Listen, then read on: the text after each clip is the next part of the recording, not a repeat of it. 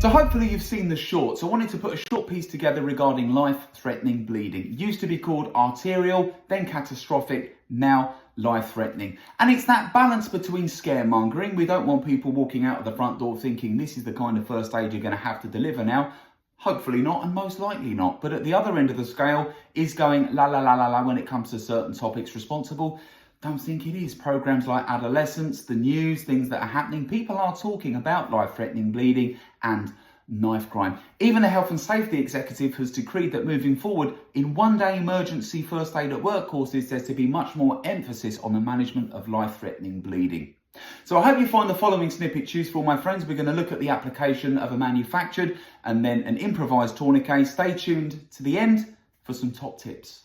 So you've got your combat application tourniquets or CATs, all right, that's the Velcro version. You've got the soft tissue or clip version, and you've got what we call the code red version with the adjustable strap. They all do the same job. Tourniquet is a way to apply quick and aggressive indirect pressure to massively reduce / stop a life-threatening bleed.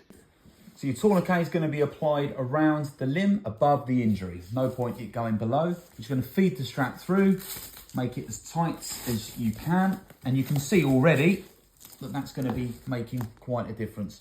With your windlass on the top, you do what it looks like you're going to do. We're just going to tighten it and tighten it and tighten it.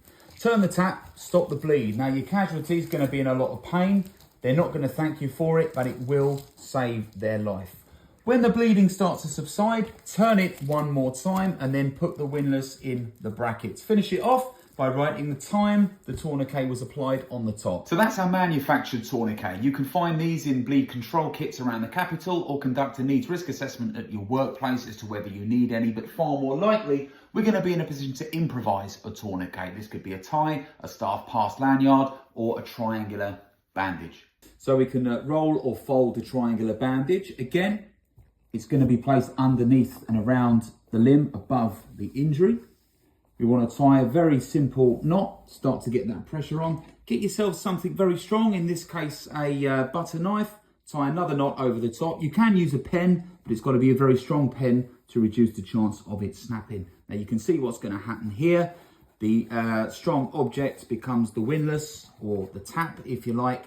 That is going to be tightened, and much like the manufactured one, you can see the impact that's having on the limb. When it's tight enough, you can tie it off or hold it in place, but remember to note the time you applied it. So with any luck, my friends, you never need to use any of that, but we hope you found the content useful. So in conclusion, if we do apply indirect pressure, whether it's a manufactured or an improvised tourniquet, we do not take it off, we do not loosen it. The muscles may spasm, the bleeding may get worse, and we won't be able to re-tighten it. So it must stay on. It goes a lot tighter than we think it does. We've got to make a note of the time that it went on. That's really, really important.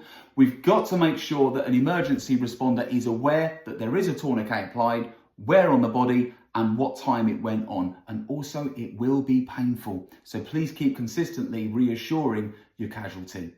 Folks, hope you found this useful. I'm Ash from Weber Training. Please check us out at webertraining.co.uk. All of your bespoke training needs, and with any luck, a bit of fun along the way. My friends, take care and stay safe.